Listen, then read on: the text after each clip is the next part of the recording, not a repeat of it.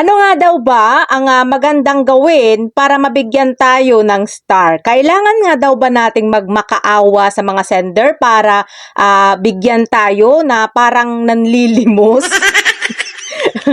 So, magbibigay ako ng tips guys kung ano nga ba ang dapat nating gawin para makatanggap tayo ng star. So, ang gawin mo lang guys is makipag-away ka sa asawa mo. Para kapag sinuntok ka niya, makakakita ka na ng maraming star.